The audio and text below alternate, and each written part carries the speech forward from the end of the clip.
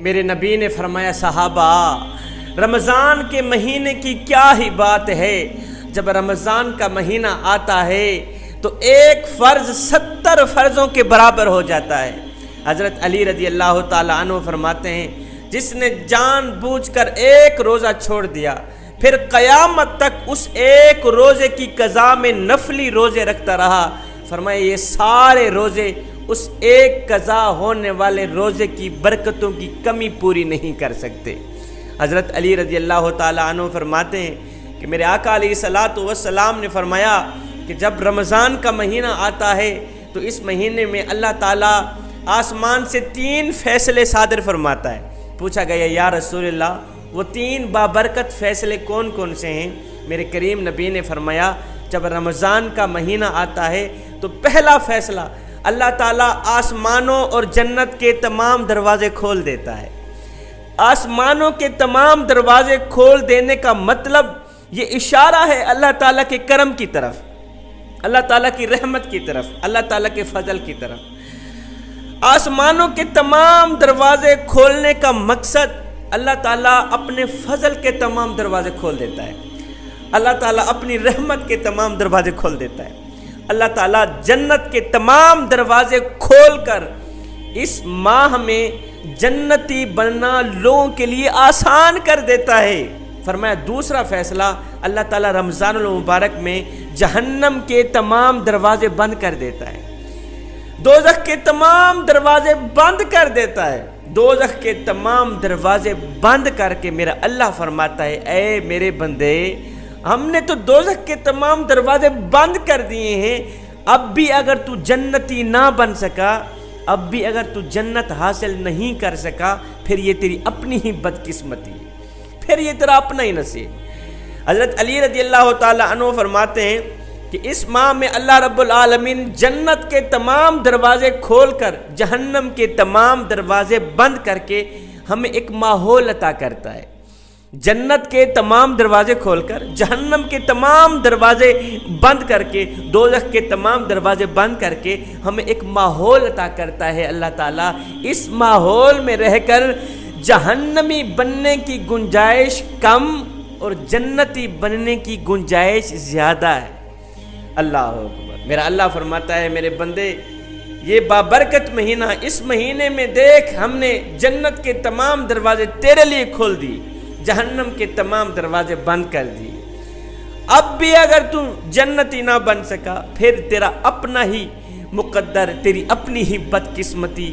میرے کریم نبی نے فرمایا صحابہ بدقسمت ہے وہ شخص جس نے اپنی زندگی میں رمضان المبارک کا مہینہ پایا اور جنت حاصل نہ کر سکا۔ روزہ رکھتا تھا لیکن جھوٹ بولنا نہیں چھوڑتا تھا، روزہ رکھ کے بھی اس نے جنت حاصل نہیں کی۔ بدقسمت ہے وہ شخص، روزہ رکھتا تھا لیکن جھوٹ بولنا نہیں چھوڑا، روزہ رکھ کے جھوٹ بولتا تھا، روزہ رکھ کے دوسروں پر ظلم کرتا تھا۔ جس طرح اس کے ہاتھ پہلے تھے آج بھی اسی طرح کام کر رہے ہیں، روزہ رکھنے سے پہلے جس طرح اس کے ہاتھ ڈنڈی مار رہے تھے اور آج روزہ رکھنے کے بعد بھی اس کے ہاتھ ڈنڈی مارنے کو نہیں رکے۔ جس طرح پہلے جھوٹ بولتا تھا آج روزہ رکھنے کے بعد بھی ایسے ہی جھوٹ ہی بول رہا ہے۔ جس طرح پہلے ڈنڈی مارتا تھا، مظلوم پر ظلم کرتا تھا، ان ہاتھوں سے دوسروں کو ایذا دیتا تھا، ان ہاتھوں سے دوسروں کو تکلیف دیتا تھا، ان ہاتھوں سے دوسروں کو درد دیتا تھا، آج روزہ رکھنے کے بعد بھی اس کا وہی حال ہے جو پہلے تھا۔ میرے کریم نبی نے ایسے شخص کے بارے میں فرمایا اور میں ایسا شخص ویسے تو کہتا ہے میں روزے سے ہوں، پیٹ خالی ہے، پیٹ کو بھوک سے مارتا ہے، پیاس سے مارتا ہے، کہتا ہے میں روزے میں ہوں، لیکن فرمایا اللہ کے نزدیک ایسے شخص کی کوئی قدر نہیں، کوئی عزت نہیں۔ ایسا شخص روزہ رکھے نہ رکھے کام ایک ہی ہے، بات ایک ہی ہے، روزہ رکھے یا نہ رکھے بات ایک ہی ہے کہ جس نے روزہ رکھ کے بھی جھوٹ نہیں چھوڑ، جس نے روزہ رکھ کے بھی ڈنڈی مارنی نہیں چھوڑی، پھر وہ روزہ نہ ہی رکھے تو بہتر ہے۔ پیاسا کیوں مر رہا ہے، وہ بھوکا کیوں مر رہا ہے؟ فرمایا حضرت علی المرتضیٰ شیر خدا کرم اللہ وجہ الکریم نے فرمایا تیسرا فیصلہ اللہ تعالیٰ تمام شیاطین کو زنجیروں سے جکڑا کے بند کر دیتا ہے۔ میرا اللہ فرماتا ہے انسان جب برائی کر بیٹھتا ہے، انسان جب گناہ کر بیٹھتا ہے تو کہتا ہے لعنت ہو شیطان پر، اس نے مجھے بہکا دی۔ ایسے نا جب انسان گناہ کرتا ہے نا تو یہی کہتا ہے، جب برائی کرتا ہے برائی کرنے کے فوراً بعد کہتا ہے لعنت ہو شیطان پر، اس نے مجھے بہکا دیا۔ پر میں لوگوں، رمضان کے مہینے کی برکتوں کے صدقے ہم نے تو تمام شیاطین کو پکڑ کر زنجیروں سے بند کر دیا ہے، جکڑا دیا ہے۔ اب تم یہ کیوں کہتے ہو لعنت ہو شیطان پر، اس نے ہمیں روزہ نہیں رکھنے دیا؟ لعنت ہو شیطان پر، اس نے ہمیں کیوں جھوٹ بولنے دیا، کیوں گناہ کرنے دیا؟ اور تمام شیاطین تو اس وقت جکڑے ہوئے، تم لعنت کس کو دے رہے؟ اللہ اکبر۔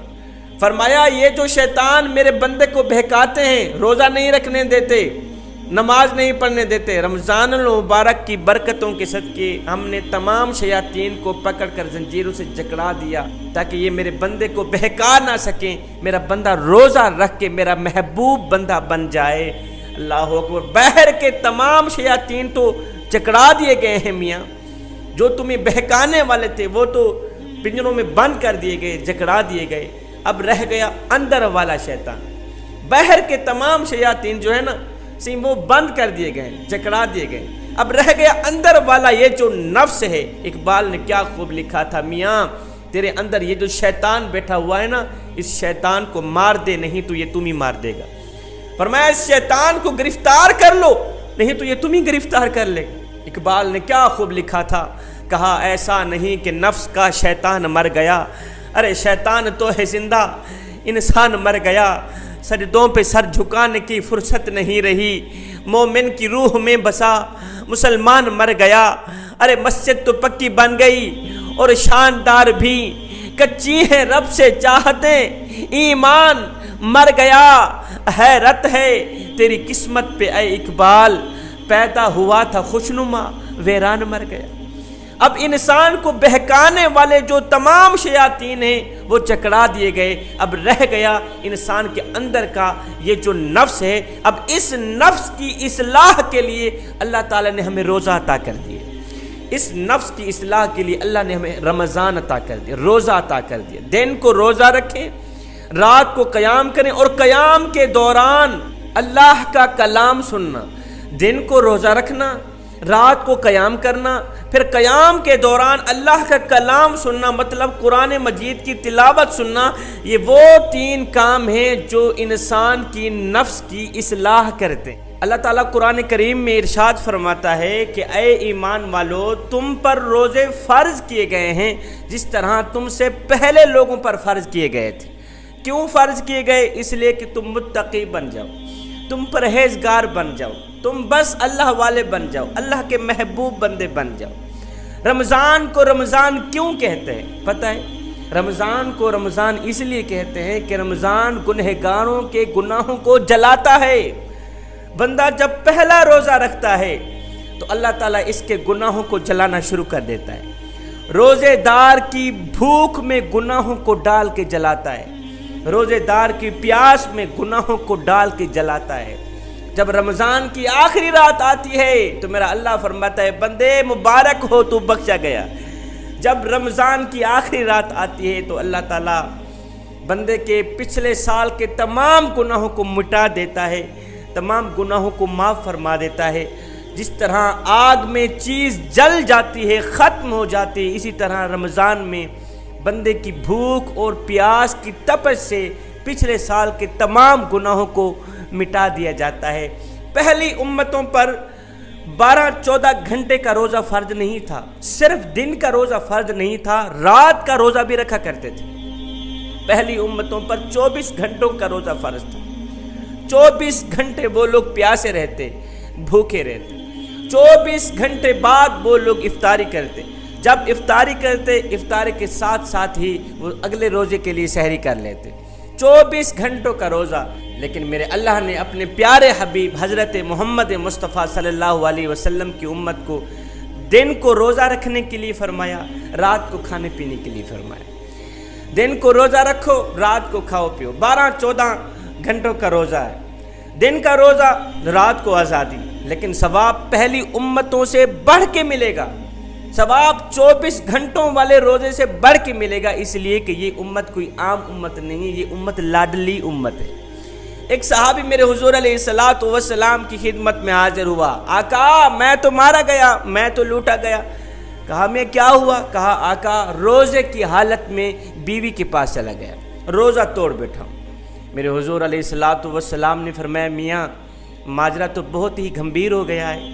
اچھا اس طرح کر پھر ایک غلام آزاد کر دے, تیرا کفارہ ادا ہو جائے گا. آقا میں تو خود غلام ہوں, غلام کیسے آزاد کرے, مجھ میں تو اتنی ہمت نہیں ہے. میرے کریم نبی نے فرمایا اچھا پھر اس طرح کر, غلام آزاد نہیں کر سکتا تو 60 مسکینوں کو کھانا کھلا, تیرا کفارہ ادا ہو جائے گا.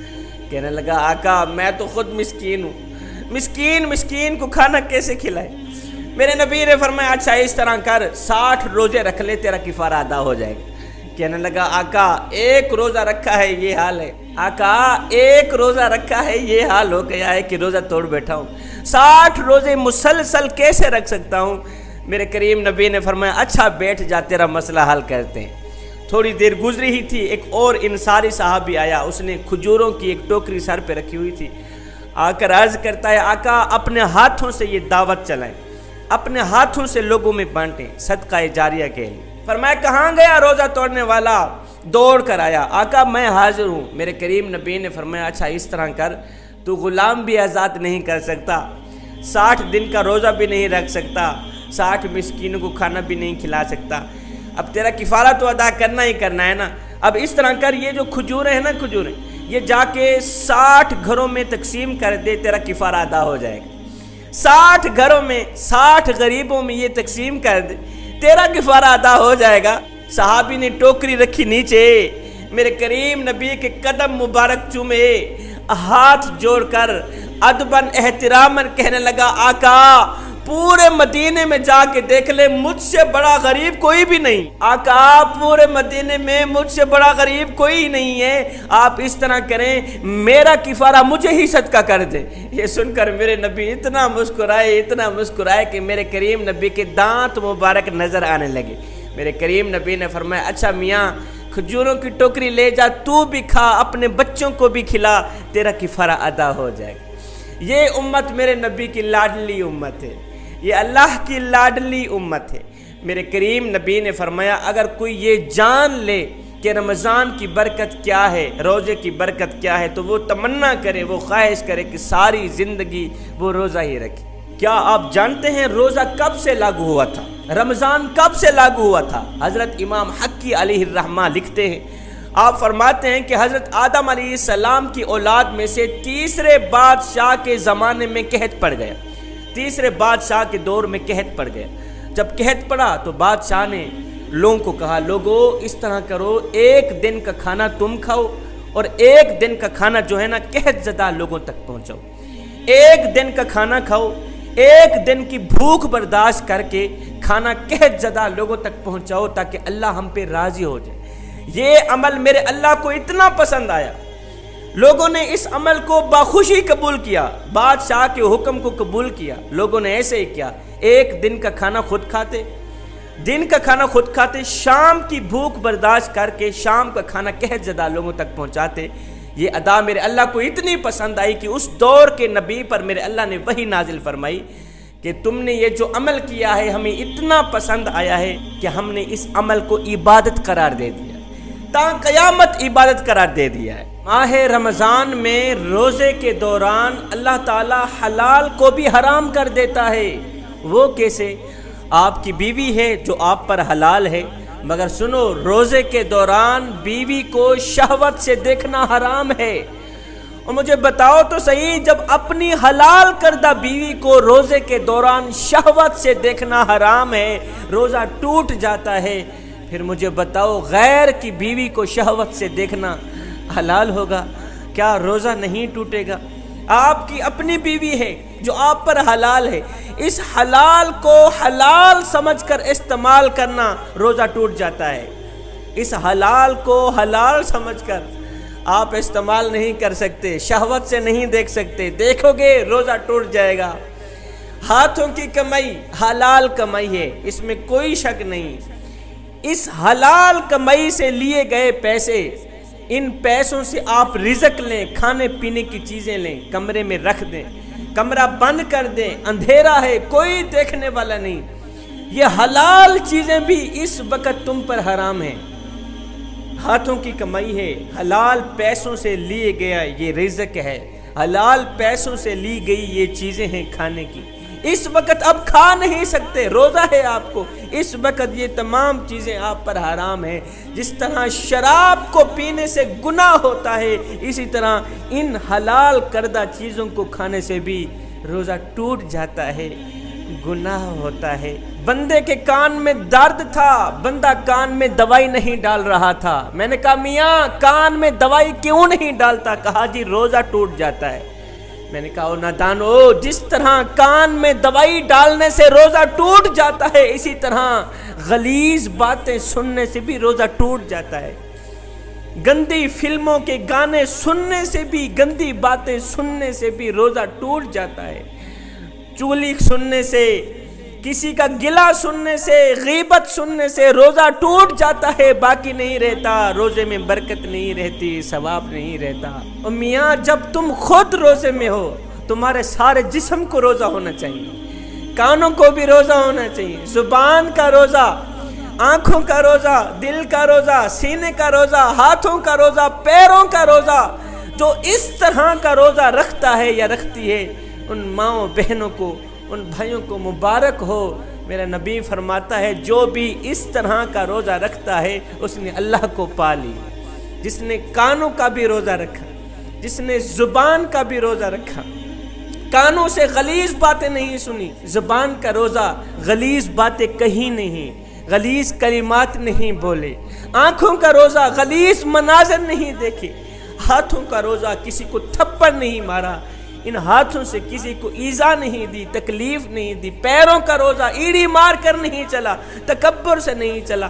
فرمایا ایسا روزہ جو بھی رکھتا ہے میرا نبی اسے مبارکباد دیتا ہے، مبارک ہو تم نے اللہ کو پا لیا ہے۔ جو شخص روزہ رکھ کے بھی کانوں سے غلیظ باتیں سننا نہیں چھوڑا، جس نے روزہ رکھ کے بھی کانوں سے گندی باتیں سننا نہیں چھوڑی، ڈنڈی مارنا نہیں چھوڑا، گناہ کرنے نہیں چھوڑے، ایسے شخص کے بارے میں میرے نبی نے فرمایا جو شخص گناہ کرتا ہے، روزہ بھی رکھتا ہے، جھوٹ بھی بولتا ہے، روزہ بھی رکھتا ہے، گناہ کرنا نہیں چھوڑا، جھوٹ بولنا نہیں چھوڑا، اللہ اکبر زنا کرنا نہیں چھوڑا، لیکن اس نے اپنے پیٹ کو خالی رکھا کہ میں روزے میں ہوں، اس نے اپنے پیٹ کو بھوکا رکھا کہ میں روزے میں ہوں، ایسے شخص کے بارے میں میرے نبی نے فرمایا اللہ تعالیٰ کے قریب، اللہ تعالیٰ کے نزدیک ایسے شخص کی کوئی قدر و قیمت نہیں، ایسے شخص کی کوئی عزت نہیں جو گناہ بھی کرے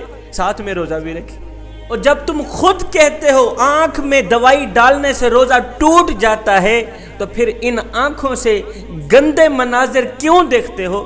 ان آنکھوں سے روزے کے دوران گندے ڈرامے کیوں دیکھتے ہو؟ گندی فلمیں کیوں دیکھتے ہو؟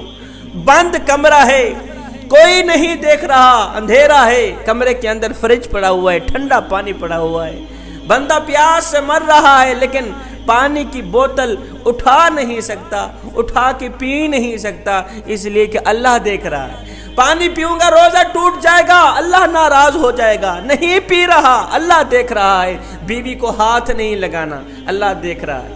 بیوی کو شہوت بھری نگاہ سے دیکھنا نہیں، شہوت بھری آنکھوں سے دیکھنا نہیں، اللہ ناراض ہو جائے گا، روزہ ٹوٹ جائے گا۔ کسی کو تھپڑ نہیں مارنا، کسی کو ایذا نہیں دینی، کسی کو تکلیف نہیں دینی، ڈنڈی نہیں مارنی، ناپ تول میں کمی نہیں کرنی، جھوٹ نہیں بولنا، نہ حق بات نہیں کرنی، نہ حق قتل نہیں کرنا۔ کیوں؟ اس لیے روزہ ٹوٹ جائے گا، اللہ ناراض ہو جائے گا، اللہ دیکھ رہا ہے۔ اور نادانو، جس طرح رمضان کے اندر کسی پر ظلم جبر کرنے سے روزہ ٹوٹ جاتا ہے، اللہ دیکھ رہا ہے، اسی طرح رمضان کے باہر بھی یہ دھیان کر لیا کرو کہ ہم نماز نہیں پڑھتے، اللہ دیکھ رہا ہے، ظلم کر رہے ہیں، اللہ دیکھ رہا ہے، ڈنڈی مار رہے ہیں، اللہ دیکھ رہا ہے، کسی کی بیٹی کی عزت لوٹ رہے ہیں، اللہ دیکھ رہا ہے۔ رمضان آ رہا ہے، رمضان آ رہا ہے، مسجدوں کی اچھی طرح صفائی کر لو۔ سنا ہے ایک ماہ کے لیے مسلمان آ رہا ہے، ایک اللہ والا تھا، متقی پرہیزگار تھا، مسجد میں بیٹھ کے اس نے شراب کی بوتل اٹھائی، منہ پر لگا دی۔ لوگوں نے دیکھا، اوہ اتنا پڑھا لکھا بندہ، اتنی بڑی شخصیت، نیک متقی پرہیزگار، او بابا جی یہ تو نے کیا کر ڈالا؟ مسجد میں بیٹھ کے، اللہ نہیں دیکھ رہا؟ مسجد میں بیٹھ کے تو نے شراب اٹھائی ہے، منہ پر لگا لی ہے۔ بابا جی اللہ والے نے فرمایا، نہ دانو میں شراب نہیں پی رہا، میں تمہیں دکھا رہا ہوں، سمجھا رہا ہوں کہ تم لوگ یہ جو بار بار کہتے ہو اللہ صرف مسجدوں میں موجود ہے، نامیانہ اللہ باہر بھی موجود ہے، اللہ ہر جگہ موجود ہے۔ جوانوں، پچھلے نبیوں کی امتوں میں سے کسی کو یہ سعادت نہیں ملی، کسی کو یہ تحفہ نہیں ملا کہ رمضان کے مہینے میں شیطان کو پنجرے میں بند کر دیا جائے، رمضان کے مہینے میں جنت کے دروازے کھول دیے جائیں، جہنم کے دروازے بند کر دیے جائیں۔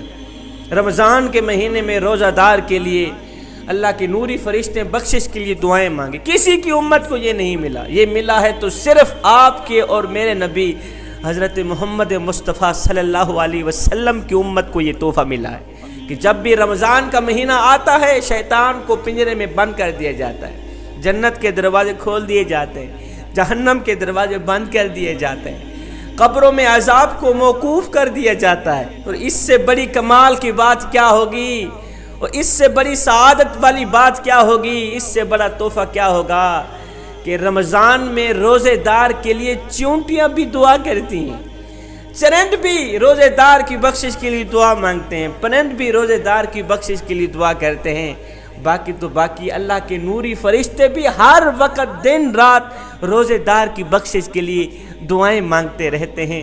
جوانوں، رمضان کا مہینہ آ گیا ہے، اس رمضان کے مہینے کو اپنی زندگی میں غنیمت جانو، نبی کی زندگی پڑھو، نبی کی سیرت پڑھو۔ جتنے دکھ میرے نبی کو زندگی میں ملے ہیں کسی نبی کو نہیں ملے، جتنی تکلیفیں میرے نبی نے برداشت کی کسی نبی نے برداشت نہیں کی۔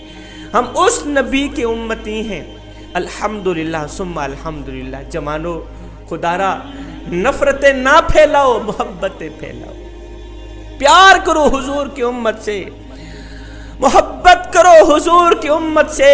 اگر میں آپ کے بچوں سے پیار کروں تو میں آپ کو کتنا اچھا لگوں گا، اور اگر آپ میرے بچوں سے پیار کریں گے تو آپ مجھے کتنے اچھے لگیں گے۔ تو جب ہم سب آقا کریم کی امت سے پیار کریں گے تو سب آقا کو کتنے پیارے لگیں گے۔ تو جوانوں، آخر میں میں یہی سبق، یہی میسج دینا چاہوں گا کہ کہیں ایسا نہ ہو آپ تو صبح سویرے سحری کر کے ساتھ ساتھ کھانے کھا کے سو جائیں، آپ کا غریب ہمسایہ اس کو کھانے کے لیے سوکھی روٹی بھی نہ ملے۔ کہیں ایسا نہ ہو افطاری کے وقت آپ کے سامنے 12 کھانے تیار پڑے ہوں اور وہ بھوکا، اپنے محلے میں رہنے والا بھوکا غریب ہمسایہ وہ سوکھی روٹی کے لیے، ٹھنڈے پانی کے لیے ترستا رہے۔ جوانو، اہم دن وہ نہیں تھا جس دن آپ اس دنیا میں آئے تھے، نامیاں نا، اہم دن تو وہ ہوگا جب تم لوگ یہ جان لوگے کہ تمہارے آنے کا مقصد کیا تھا۔